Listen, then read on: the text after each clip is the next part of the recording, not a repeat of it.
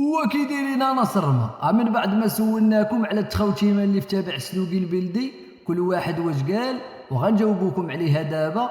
على سلوكي البلدو عنده ديك التخوتيمه ولا الشفنجه ولا الزيرو في التابع ديالو.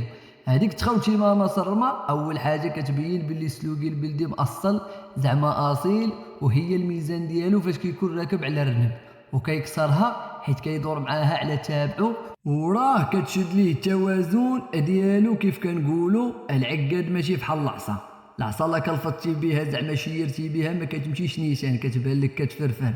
اما العقاد كيمشي نيشان فين ما كلفتي به كيمشي، حيت داك الراس هو اللي كيشد ليه التوازن ديالو. افعال سلوكي البلدي لاش فيه ديك التخوتيمه ولا ديك الخرصانه صرمه. وهذيك التخوتيمه الرمق راه من مواصفات سلوكي البلدي كيف قال هذا الرامي، وغنشكروه حيت عطانا جواب كيف غتشوفوا، وراه كان الجواب معقول. وراه بزاف الرمى قالوا نفس الهضره، وتحيه ليهم وتحيه لكاع الناس الرمى. وهذا الرامي قال لينا باللي التخوتيمه اللي كاينه في التابع ديال سلوكي البلدي هي وحده من المواصفات اللي كيتعبر بها سلوكي البلدي الا كان في شي مسابقه، واش حر ولا لا.